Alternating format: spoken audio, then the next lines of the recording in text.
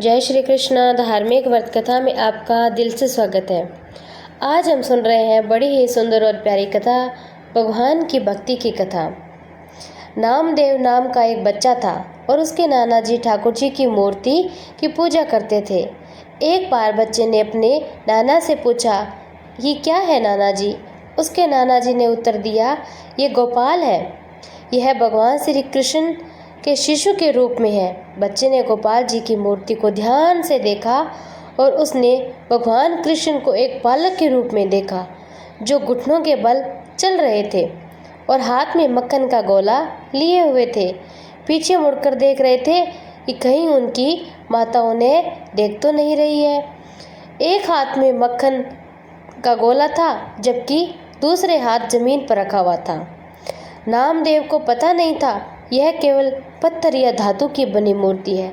उसने सोचा, ये तो समय भगवान श्री कृष्ण है और बालक रूप में गोपाल जी हैं। बच्चे ने गोपाल जी के रूप में बाल भगवान को देखा। एक जैसे पंखों वाले पक्षी एक साथ उड़ते हैं। एक छोटा बच्चा किसी वृद्ध भगवान के प्रति प्रेम नहीं रख सकता। एक बच्चा केवल बाल भगवान से ही प्रेम कर सकता है। प्रेम किसी सिफारिश उत्पन्न नहीं होता। हम केवल अपनी इच्छित वस्तुओं के प्रति ही प्रेम विकसित करते हैं और प्रेम स्वाभाविक और सहज होता है। नामदेव का नन्हा हृदय निराहार सर्वव्यापी भगवान की कल्पना भी नहीं कर सकता था। उसका हृदय केवल मक्खन खाने वाले इस बाल भगवान से ही प्रभावित हो सकता था।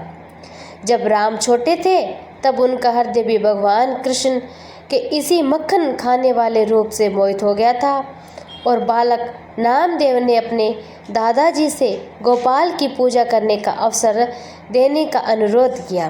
दादाजी ने उसका अनुरोध अस्वीकार कर दिया। कहा कि तुम अभी छोटे हो, पूजा करने योग्य नहीं हो, तुम पूजा करने के लिए पर्याप्त पवित्र नहीं हो क्योंकि तुम प्रतिदिन स्नान नहीं करते। एक दिन जब दादाजी शहर से बाहर गए हुए थे तो बालक ने अपनी दादी से कहा, मैं आज गोपाल की पूजा करूँगा। दादी ने मान गई। बोली, तुम्हें उनकी पूजा करने की अनुमति है, लेकिन आज नहीं, कल सुबह स्नान करने के बाद। अब बच्चा पूरी रात सो ही नहीं सका। वह बार बार नींद से जागता रहा। वह देखते रहा कि कहीं सुबह तो नहीं होगी और अपनी माँ और दादी को जगाया।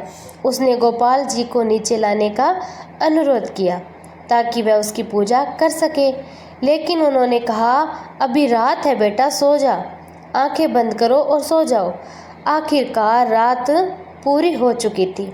बच्चा उठा, पास की नदी की ओर भागा, एक दो डुबकी लगाकर जल्दी से लौट आया, लेकिन उसे मूर्ति पूजा के रीति रिवाज का पता नहीं था। उसने नदी से लाए पानी में छोटी मूर्ति को डुबोया और उसे बाहर निकाला। एक छोटे सूखे तौलिए से उसे पोंछा। फिर उसने अपनी दादी माँ से कहा कि माँ, बालक के लिए थोड़ा दूध लाने का अनुरोध किया। दूध लाया और मूर्ति के सामने रख दिया ताकि वे उसे पिला सके, लेकिन उसे घोर आश्चर्य हुआ कि मूर्ति ने दूध नहीं पिया। बच्चे को पता नहीं था कि उसके दादा केवल दिखावे के लिए गोपाल जी को दूध पिलाते हैं। वो गोपाल जी कभी दूध नहीं पीते। अक्सर लोग केवल दिखावटी श्रद्धा रखते हैं जो दिल को छूती नहीं है, लेकिन बच्चा पवित्र था। इस दिखावटी रीति रिवाज से पूरी तरह मुक्त था। गोपाल जी के प्रति उनके हृदय में सच्चा प्रेम भरा हुआ था। इसीलिए बालक ने भगवान की मूर्ति से दूध पिलाने की जिद की। कहा, आप मेरा चढ़ाया हुआ दूध क्यों नहीं पी रहे हैं? क्या आपका हृदय पत्थर का हो गया है? परंतु सब व्यर्थ था।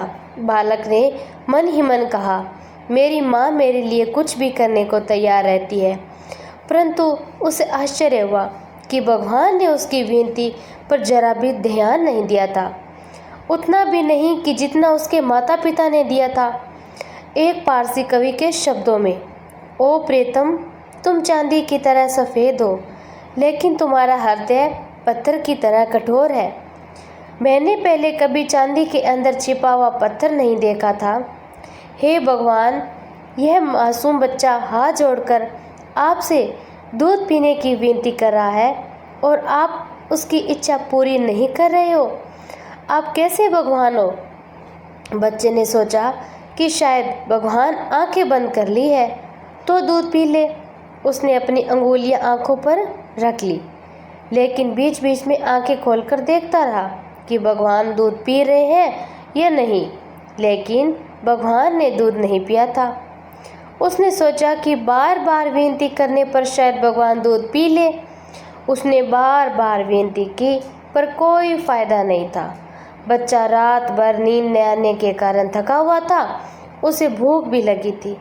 1, 2, 3 घंटे बीत गए थे, लेकिन गोपाल ने आज उसकी विनती नहीं मानी। हे भगवान, आप भी ऐसे ठाकुर जी से नाराज़ हो जाते हैं? तब बच्चा इतना रोने लगा कि उसकी आवाज़ बैठ गई थी। वह मुश्किल से बोल पा रहा था। उसकी आंखें लाल हो गई थी। आखिरकार बच्चे का गुस्सा फूट पड़ा था। हालांकि वह छोटा था, लेकिन उसमें दृढ़ इच्छा शक्ति थी। कमज़ोर इच्छा शक्ति वाले लोग आत्मज्ञान प्राप्त नहीं कर सकते। उस बच्चे की ताकत क्या थी? उसकी लगन, उसका विश्वास और अपनी सफलता का उसका दृढ़ भरोसा। ऐसी शक्ति चमत्कार कर सकती है, यहाँ तक कि ऐसा तूफान भी ला सकती है कि जो पेड़ों को उखाड़ दे, नदियों को सुखा दे और पेड़ों को हिला कर दे। मनुष्य का अटूट विश्वास ही उसकी असली ताकत होती है। ऐसी ही प्रबल इच्छा शक्ति थी कि उसके फावड़े के भारी प्रहारों से पहाड़ ढह जा सकता है। जब आस्थावान लोग आगे बढ़ते हैं तो पूरी दुनिया में उथल पुथल मचा सकते हैं। आपने कभी आस्था की शक्ति का परीक्षण नहीं किया? बालक नामदेव ने भी ऐसी आस्था थी कि बालक की आस्था न मानो स्वयं ईश्वर को आकर्षित किया, मानो ईश्वर का साक्षात रूप हो। अगर मेरे सच्चे प्यार का कोई असर है तो तुम निश्चित ही रूप से मेरी ओर आकर्षित हो जाओगे। इसीलिए मुझे कोई आपत्ति नहीं है अगर तुम मुझसे दूर रहे मुझे नज़रअंदाज करो।